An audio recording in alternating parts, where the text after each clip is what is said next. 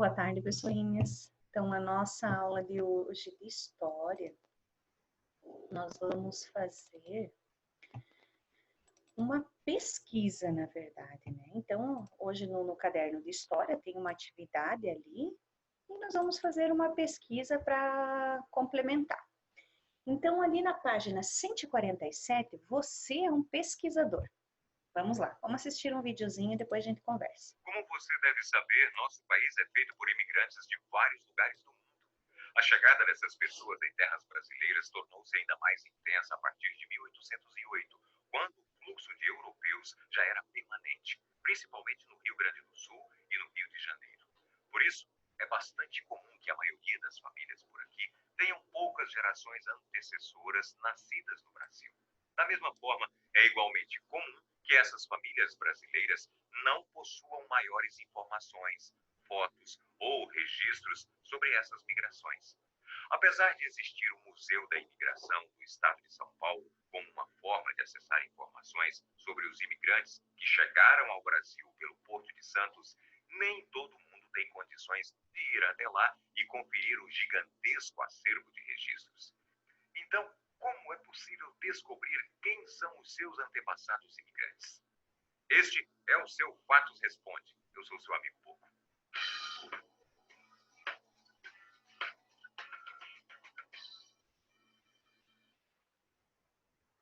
Se você, assim como eu, tem um interesse em descobrir sobre seus antepassados mais distantes, existe uma forma prática e rápida de fazer isso por meio do site Family Search. Ele mantém uma coleção de registros, fotografias e serviços gratuitos com a intenção de ajudar todos aqueles que pretendem descobrir mais sobre a história de sua própria família.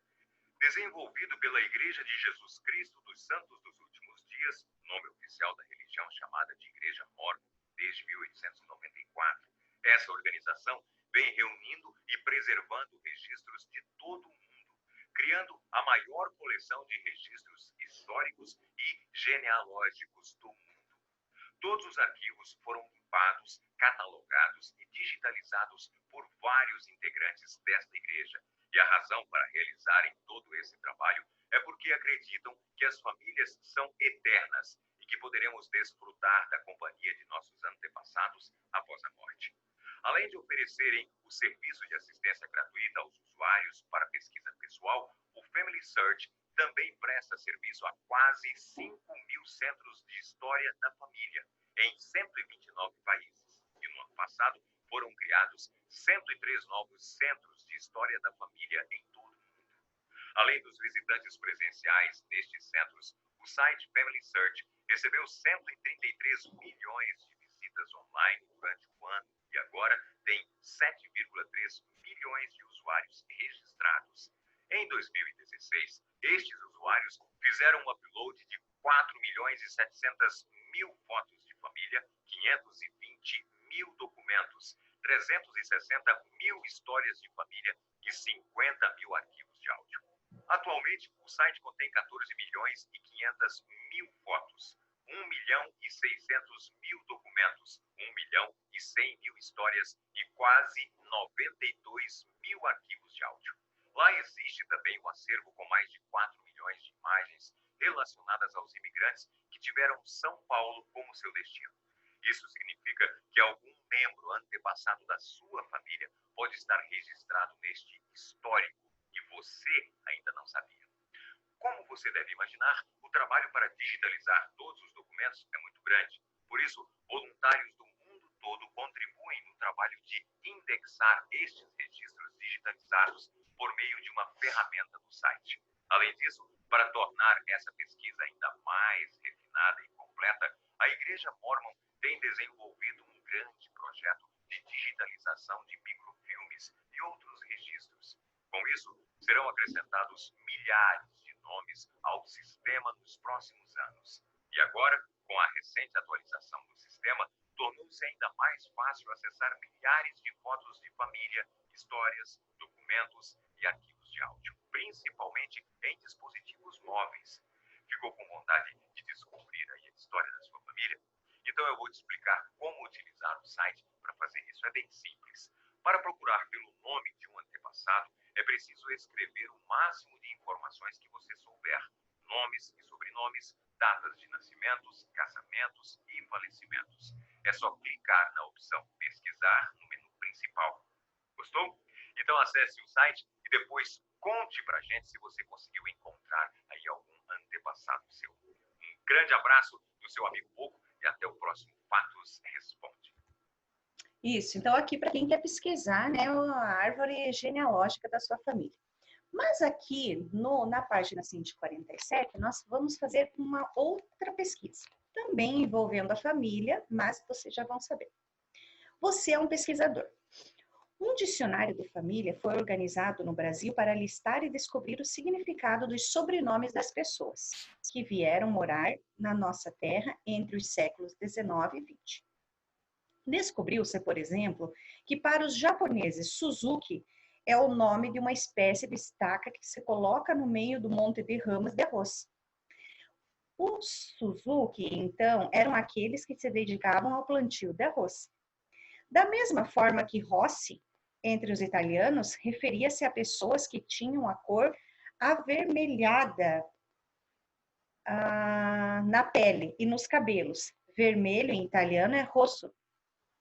Entre os portugueses, era costume transformar-se em um sobrenome os termos que se referiam a apelidos ou profissões, como Ferreira, Barbeiro, Calvo, Manso. Os nomes recebidos dos pais, como Fernandes, que significava os filhos de Fernando, bem como o nome do lugar onde que eram originários, onde que viviam, ou de onde possuíam terras, como os das Dávilas, referindo-se aos proprietários da cidade de Ávila, e os Lisboa, procedente da capital de Portugal.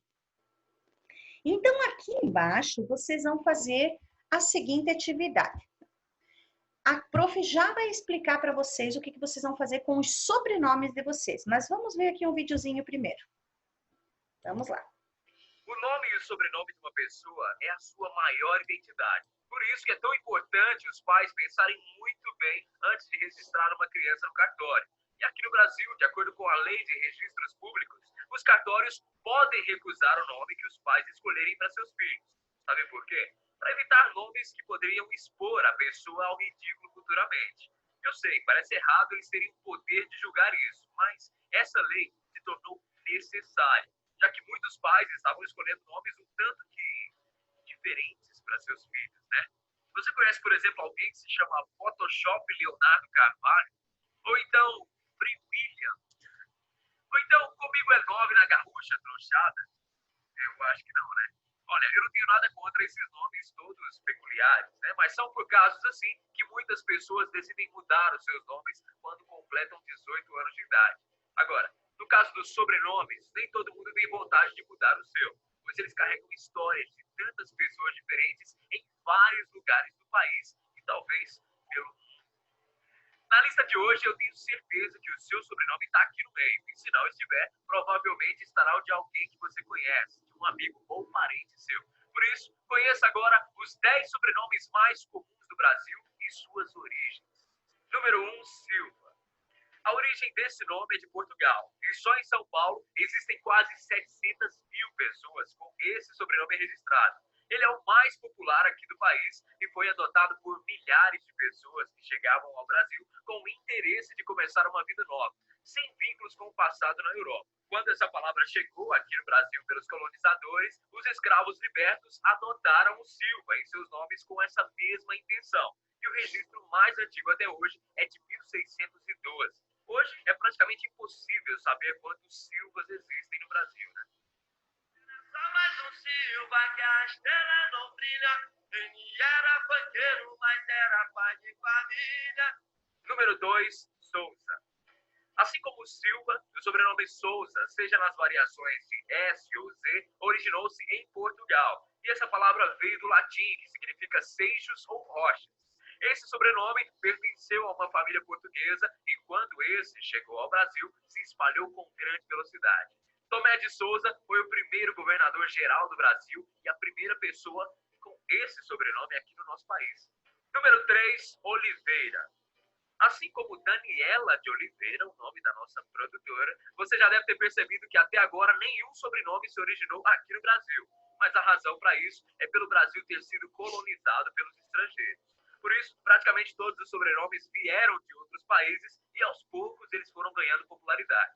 A palavra Oliveira veio de Portugal e o mais distante membro da família que carrega esse sobrenome é o português Pedro de Oliveira, que já morreu faz mais de 700 anos. O brasão dessa família é representado pela figura de uma oliveira, árvore que dá origem à conhecida azeitona, pintada de verde. Número 4, Santos. Esse sobrenome possui uma origem religiosa. Amém. Quem nascia no dia 1º de novembro, lá em Portugal, recebia os santos em seu nome, em homenagem ao Dia de Todos os Santos. Alguns judeus que se mudaram para a Península Ibérica se converteram e também adotaram esse sobrenome para fugir da Inquisição. Número 5, Lima. Até hoje a origem desse sobrenome permanece em um grande mistério, mas a maior hipótese é que tenha se originado do rio espanhol Lima. Essa palavra de origem celta significa esquecer. E uma lenda bastante contada por lá diz que quem atravessasse esse rio poderia perder a memória. No latim, essa palavra era utilizada para determinar sentido de limite, fronteira ou cerca. Número 6, Costa. Mais uma vez originado em Portugal, alguns estudiosos acreditam que esse sobrenome era usado para determinar quem nascia em localidades próximas do litoral, ou seja, na costa do mar, né? Essa palavra também vem do latim, que significa costela. Por isso que o brasão da família é cheia de ossos ao redor do escudo. A família Costa é bastante comum em países como Portugal, Itália e Espanha. Com o tempo, esse sobrenome se espalhou pelo nosso país por causa da imigração de milhares de pessoas. Número 7, Ferreira. Olha isso, não é de Portugal, de origem espanhola. Esse sobrenome é uma referência aos lugares que possuem ferro ou a mina de ferro. A pessoa mais antiga a carregar esse nome é Dom Álvaro Rodrigues Ferreira, que viveu na Espanha em 1170. No Brasil, o sobrenome Ferreira foi adotado por centenas de famílias diferentes. Número 8, Pereira. O sobrenome Pereira surgiu em Portugal e se tornou uma comum referência a uma fazenda que existia por lá, com uma grande plantação de peras, a Quinta de Pereira. Em registros de nomes, quem usou esse nome primeiro foi um homem nobre e poderoso do século XIII, chamado Dom Gonçalo Pereira. Número 9, Almeida. Esse sobrenome ele é de origem árabe, e o artigo al, no início da palavra, é bastante usado pelos países árabes. Já o substantivo Meida, por lá, significa mesa. A palavra Almeida foi adotada como sobrenome em Portugal e depois se espalhou rapidamente por aqui, pelo Brasil. Número 10, Rodrigues. Esse sobrenome se originou em Portugal e na Espanha, e por ser um nome medieval, ele surgiu entre os séculos XIV e XV. Quando uma pessoa possui o sobrenome com o sufixo es, com S, ou es, com Z, significa que ela possui um parentesco paterno. Bônus. Segundo uma pesquisa feita em 2010 pelo Instituto Brasileiro de Geografia e Estatística, o nosso IBGE, o nome próprio mais comum no Brasil é Maria. São quase 12 milhões de brasileiras com esse nome em todo o país. Já o nome José é o masculino mais comum, adotado por quase 6 milhões de homens. Os outros nomes mais comuns para mulheres são, por ordem, Ana, Francisca, Antônia, Adriana, Juliana, Márcia, Fernanda, Patrícia e Aline. Os nomes mais comuns aqui no Brasil para homens, olha só, que nome de machão: João, Antônio, Francisco, Carlos, Paulo, Pedro, Lucas, Luiz e Marcos. E o seu nome? Ele faz parte dessa lista ou é completamente incomum? Conta aqui pra gente nos comentários. Grande abraço para você e até o próximo vídeo. Tchau!